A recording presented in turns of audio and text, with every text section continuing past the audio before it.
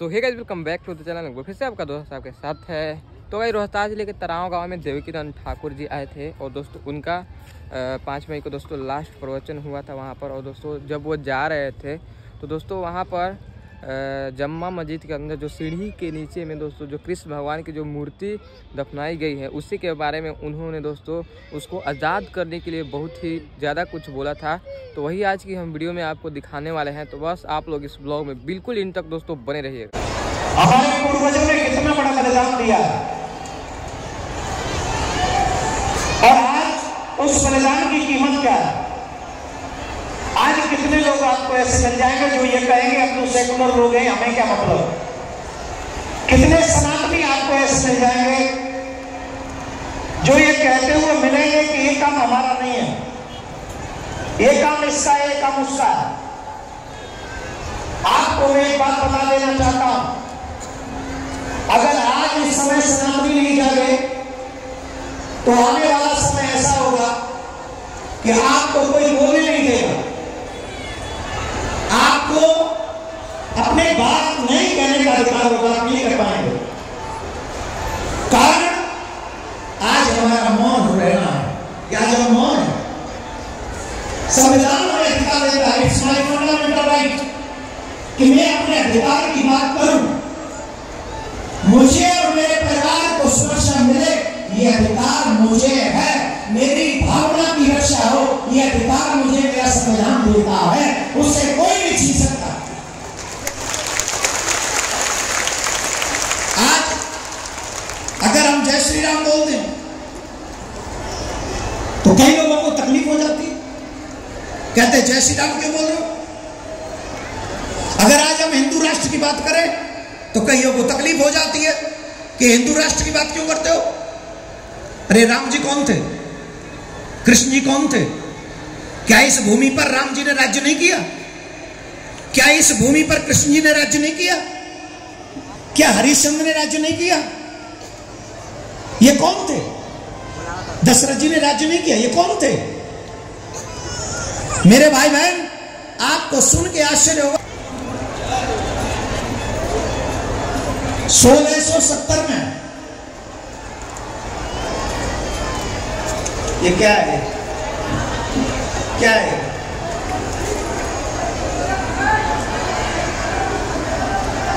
उन्हें सिर्फ अपनी चिंता है। ऐसे ही लोगों के खातिर हम खतरे में, याद रखना। वो तुम भी हो सकते हो, वो मैं भी हो सकता हूं।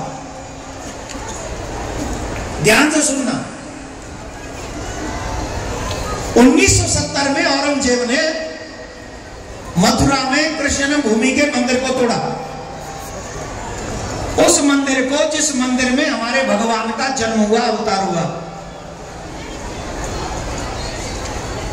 चलो कोई नहीं, तुम्हारी भावना नहीं थी, हिंदू धर्म को तुम नहीं मानते थे, तुमने मंदिर तोड़ दिया, इट्स ओके। लेकिन उसके बाद में क्या किया?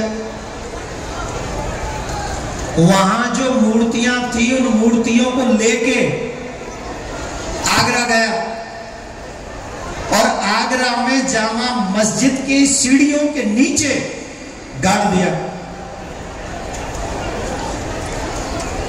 जामा मस्जिद की सीढ़ियों के नीचे गाड़ा। किस लिए? किस लिए? इसलिए गाड़ा क्योंकि जो नमाज पढ़ने आएंगे जाएंगे, इनका भगवान पैरों के तले कुचला जाएगा, पैरों तले कुचला जाएगा। और जानकर आपको आश्चर्य इस बात का भी होगा कि आज भी वो भगवान उन्हीं सीढ़ियों में है, उन्हीं सीढ़ियों में आज है। आज भी हम सनातनी हैं, हमें किसी से कोई तकलीफ नहीं है। हम कभी किसी को मिटाने की बात नहीं करते, लेकिन अगर कोई हमें और हमारी आस्था को मिटाने की बात करे तो उसकी रक्षा करने का अधिकार तो हमें है कि नहीं? उसकी रक्षा हमें करनी चाहिए कि नहीं? अपने भगवान की, उस स्वाभिमान की, भारत के सम्मान की रक्षा हमें करनी चाहिए कि नहीं? क्या मौन है? औरों की बात छोड़िए, हम किसी को मिटाने की बात नहीं करते। मैंने आगरा में भी कथा की थी और कथा में कह के मैं निकला था कि 5 दिन का समय है, गंगा जमुना की बात करते, भाईचारे की बात करते, आओ 2 कदम तुम बढ़ाओ 2 कदम हम बढ़ाएं, सीढ़ियों के नीचे से भगवान को हमारे को हमें दे दो, हम लेके चले जाएंगे और जो भी सीढ़ियां तोड़ने में बनाने में खर्चा आएगा वो हम देंगे। ये हमारा बड़े भाई होने का दायित्व है, हम करेंगे पूरा। बताइए हमारे कहने में कोई कमी थी? भाईचारा निभाने में कोई कमी थी? बताइए कमी थी? क्या हम लड़ना चाहते? क्या हम भाईचारा नहीं निभाना चाहते? लेकिन इस बात को कोई समझने को तैयार नहीं, और वो लोग तो बिल्कुल भी समझने को तैयार नहीं जिन्हें कुर्सियां चाहिए, जो हमें जातियों में बांट देते, हमें सनातनी नहीं रहने देते, हमें हिंदू नहीं रहने देते। तुम ये जाति के हो, तुम ये जाति के हो, तुम ये जाति के हो। और याद रखो सनातनियों, जब तक तुम जाति में बटे रहोगे तब तक तुम्हारा और तुम्हारी धर्म का, तुम्हारी भावनाओं का, तुम्हारे भगवान का ऐसे ही अपमान होता रहेगा और कोई नहीं रोक पाएगा उसे। मैंने हमेशा कहा है, मैं किसी पार्टी से अपना हित नहीं रखता, किसी से अनहित नहीं रखता। हमारी तो एक ही पार्टी है, सनातन पार्टी, ठाकुर जी की पार्टी, कन्हैया की पार्टी। आज मैं बिहार की जनता से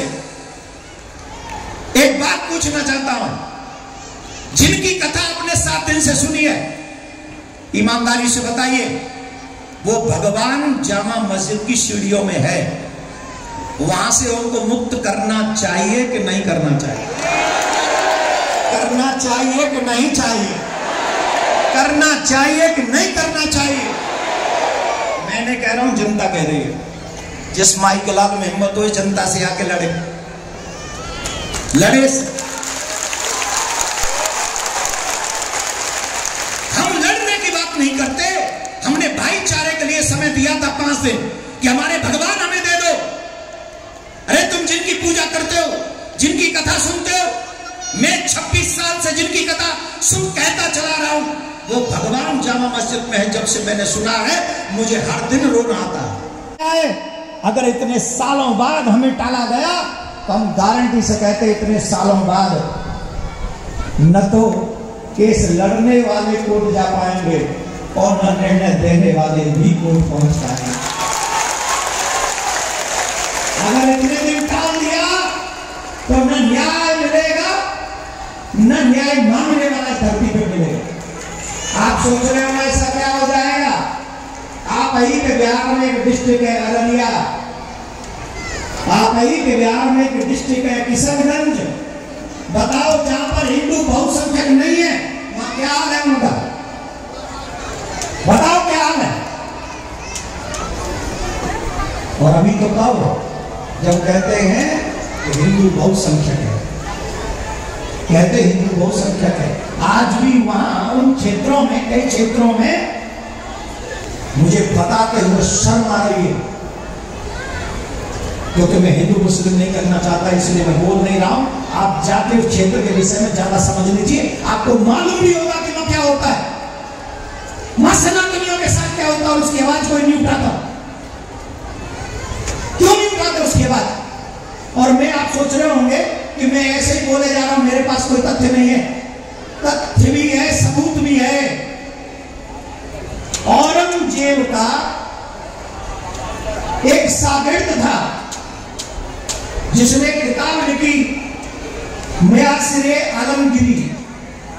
उस किताब को लिखने वाले का नाम है सकीम उस्ताद खान। पांडे जी ने नहीं लिखी, दुबे जी ने नहीं लिखी, चतुर्वेदी जी ने नहीं लिखी, वो किताब लिखी है सकीम उस्ताद खान ने, जिसने देखा था उनकी किताब पृष्ठ नंबर 60 पर ये सारा विवरण लिखा हुआ।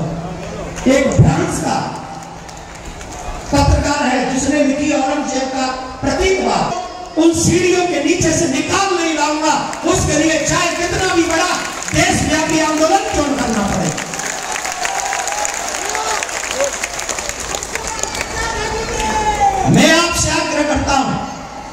अपने भगवान को सीढ़ियों से मुक्त कराने के लिए और मथुरा में एक दिव्य भव्य कृष्ण मंदिर बनाने के लिए एक विशाल आंदोलन की आवश्यकता है।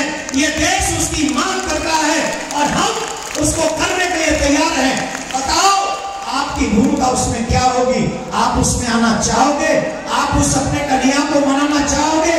उस यात्रा में हमारा साथ निभाओगे? कौन कौन निभाएगा?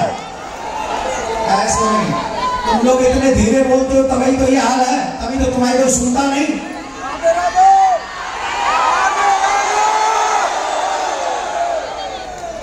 बताओ कौन कौन साथ देगा? कौन कौन अपने जीवन के महत्वपूर्ण दिनों में से 15 दिन हमें देगा? Only 15 days। कौन कौन देगा? अब आप सोच रहे होंगे महाराज कुछ और प्लानिंग में तो नहीं है। सुनो बता देता हूं, न पद चाहता हूं न प्रतिष्ठान चाहता हूं। काबा लिसन टू मी। आज भगवान ने मुझे क्या नहीं दे रखा बताइए? क्या नहीं है मेरे पास? मान सम्मान प्रतिष्ठा सब भगवान ने दी है। अब मुझे क्या चाहिए? बड़े बड़े मंत्री आदर देते हैं, बड़ी बड़ी जगह पे लोग भोजन करा देते हैं। क्या नहीं है? भगवान ने मुझे सब दिया है। लेकिन जिस भगवान की कृपा से मिला है वही भगवान सीढ़ियों में है। और अगर हम न लड़े उसके लिए, ये सम्मान धिक्कार है, हमारा जीवन धिक्कार है। मैं ये सब होने के बाद भी ये लड़ाई लड़ना चाहता हूं। न पद चाहता हूं न प्रतिष्ठान चाहता हूं। मैं तो बस सुरक्षित हिंदुस्तान चाहता हूं, सुरक्षित हिंदुस्तान चाहता हूं। वो भारत माता की, भारत माता की, भारत माता की। जय श्री राम, जय श्री राम, जय श्री राम, जय श्री राम, जय श्री राम, जय श्री राम। ये आवाज शांत नहीं होनी चाहिए। ये आवाज धर्म के लिए है, ये आवाज आने वाली पीढ़ी के लिए है, ये आवाज हिंदू राष्ट्र के लिए है। जो हिंदू राष्ट्र बनाएगा वही देश में लौट के, जो हिंदू राष्ट्र बनाएगा।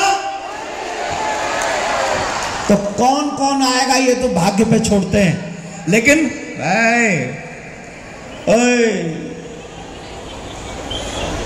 हम यहां किसी की पार्टी का नहीं हूं, यहां हम हमारे ठाकुर की पार्टी का हूं। किसकी पार्टी का हूं? किसकी पार्टी का हूं? अच्छा चलो, सबको वोट वोट का चक्कर चलता है। मेरे कहने से कौन कौन वोट देगा? जाति से ऊपर उठकर कौन वोट देगा? अपने गुरुजी के कहने से कौन वोट देगा? अपने धर्माचार्यों के कहने से कौन वोट देगा? जिस दिन आप अपने धर्माचार्यों के कहने से वोट देने लग जाएंगे, किसी माई कलाट की हिम्मत नहीं जो हमारे धर्म को नीचा दिखाने का काम कर जाए। किसी की हिम्मत नहीं। इसलिए धर्म को और देश को सुरक्षित कीजिए। आइए, आप सबका बहुत कीमती समय मैंने लिया है। आशा रखता हूं मेरे विचारों से ये लड़ाई है वो कृष्ण को सीढ़ियों से निकालने की है। कौन सी लड़ाई है? कौन लड़ाई है? कन्हैया को सीढ़ियों से निकालने की लड़ाई है। तो हम एक प्रार्थना